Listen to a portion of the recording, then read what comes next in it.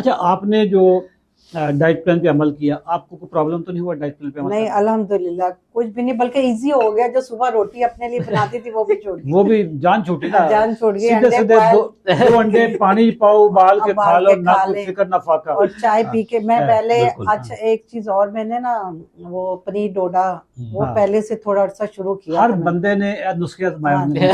8-10 पनीर डोडा। डाल के वो अभी भी ले लेती हूँ। सुबह उठ के पहले वो, रात एक भिगोया तो चिया सीड, थोड़ी देर बाद चिया सीड, फिर अपना तैयार होगी मैं हॉस्पिटल के लिए। ठीक फिर है। नाश्ता 2 अंडे बॉयल किए, फिर थोड़ा अच्छा। सा और अपना तैयार, थोड़ा 10-15 मिनट के बाद चाय।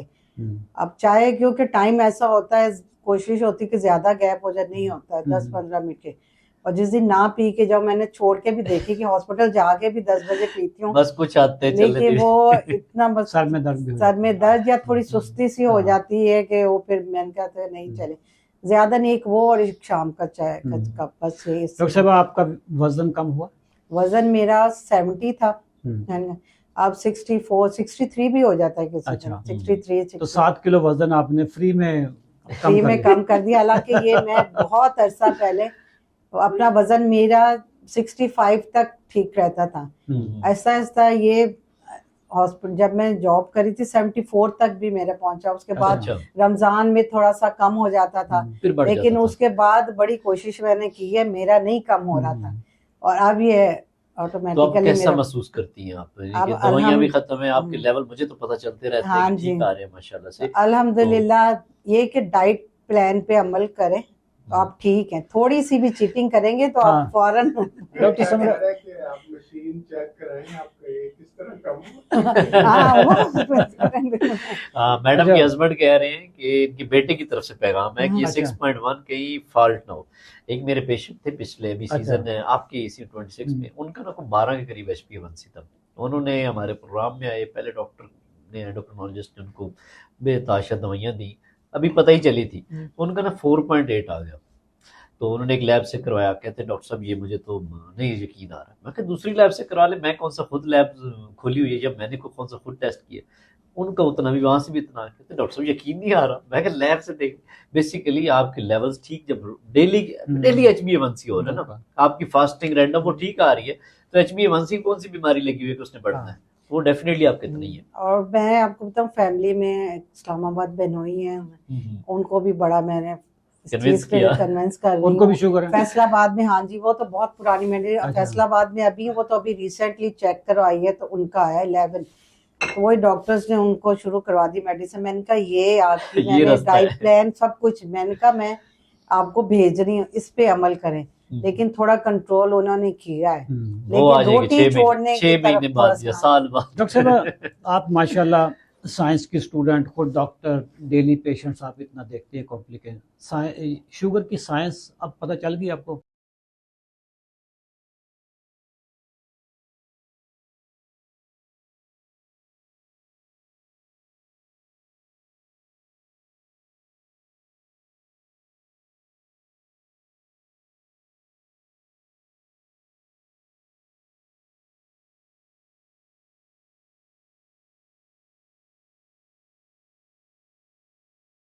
मैडम सब खुद कुछ गाइनी की प्रैक्टिस हाँ कर रही, इश्यूज वालों को अपना गाइड कर रही है लेकिन ना। मतलब इतनी ये साइंस भी किसी ने समझाई, और यही था कि बस ये अब रिवर्स नहीं होनी, और दिमाग में भी यही था कि ये अब वापस नहीं होनी। मैडम आपकी डायरी की क्या स्टोरी है जी, अभी आप एक डायरी भी लाई हुई है? हाँ, डायरी भी लेकर आए। डायरी मेरी ये कि मुझे चीजें भूलने लग गई थी। अच्छा, और लेकिन अब बेहतर हो रहा है। अब बेहतर हो रहा है ना। तो वाले एक डॉक्टर साहब हैं जो हमारे हमेशा कहते हैं कि शुगर के पेशेंट जो हमारे डाइट पे होते हैं उन्हें भूलने की आदत पड़ जाती है। आपकी बात है भूलने की आदत बेहतर हुई है या खराब हुई है? नहीं नहीं, मेरी बेहतर हुई है। बहुत चीजें जैसे रखे याद ही कमरे में कि क्या करना है भूल जाती थी, और कोई काम किसी ने कहा मैं कहती थी इसी वक्त कर दूं मैं आपका, बाद में भूल जाऊंगी। अच्छा डॉक्टर साहब, आप थोड़ा सा गाइड भी कर दें नाज़रीन को कि ये भूलता बंदा क्यों है?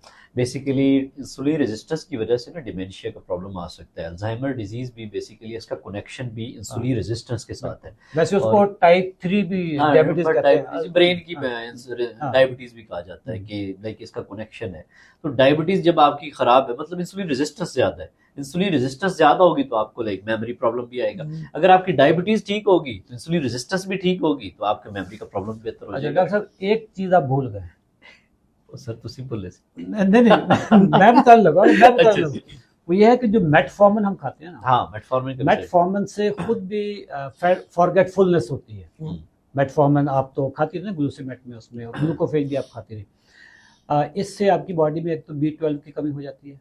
जब B12 की कमी आएगी तो फिर आप जो न्यूरोपैथी है वो भी स्टार्ट हो जाती है, प्लस यहाँ पे भी प्रॉब्लम आती है। और मैं आपको बताऊं कि हमने कोई 25-25 का डिब्बा, मेरे हस्बैंड B12 का इंजेक्शन न्यूरोमेट हाँ। रखते थे। बेसिकली मुकाबला एक चल दो रहा होता है दिन ना। बाद चल एक दो दिन बाद जैसे लगाते रोटी रहे। वर्सेस हाँ। गोली है ना, तो इसी तरह मेटफॉर्मिन वर्सेस B12। तो वो हाँ। हम साथ अपने वो 25 वाला 20 वाला हाँ। पूरे अपने कंपनी से मंगवा के हम लगाते रहे कि वो अच्छा। टांगों में दर्द, थकान, हाँ। वो इस चीज को कि अभी वो बेहतर हुई चीज है सारी। अब अल्हम्दुलिल्लाह काफी देर से इंजेक्शन छोड़ के पड़ी हुई डिब्बी वो पड़ी हुई है।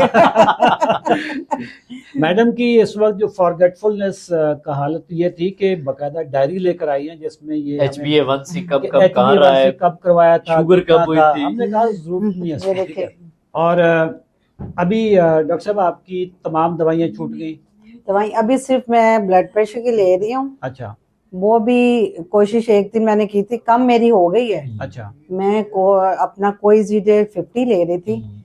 पिछले दिन डॉक्टर साहब मेरे हैं, doctor Azhar Awan, Evercare में मैं चेक करवा रही हूँ, तो उन्होंने मेरी 25 इजी कर दी। अच्छा उसके बाद हाँ जी, और हर भी सर थोड़ा सा बेसिकली आपको हार्ट बीट का भी प्रॉब्लम था, या मुझे लगता है कि वो मुझे ना शुगर के साथ ना गैस्ट्रिक प्रॉब्लम्स होती थी और कॉन्स्टिपेशन मेरी बहुत ज्यादा थी। तो जब मैं रात उठती थी मुझे लगता था मेरी पेल्पिटेशन इतनी ज्यादा, धड़कन तेज होती थी कि मैं दोबारा सो नहीं सकती थी।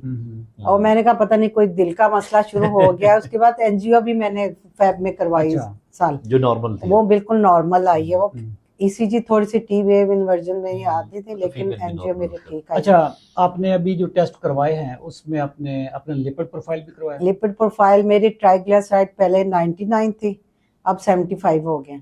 ना करो सर जी। और यार इतने अच्छे रिजल्ट्स ना बताओ कि लोग मुझे फ्रॉडिया कहें। और मेरे HDL जो है ना 39 थे, हमारी कोई लैब नहीं है। 39 थे, थोड़ा सा बढ़ा के पेश करें ना, कुछ जेन्युइन तो लगे ना। नहीं, अब 45 है। अच्छा। मतलब रेशो जो पहले 2.5 थी मेरी ट्राइग्लिसराइड, आप कहते हैं ना रेशो की 2.5 थी, अब 1.6 है। जबरदस्त, 100% इनकी इंसुलिन रेजिस्टेंस खत्म है। तो 5 मिलीग्राम मैं रेवेस्टा ले रही हूँ रात।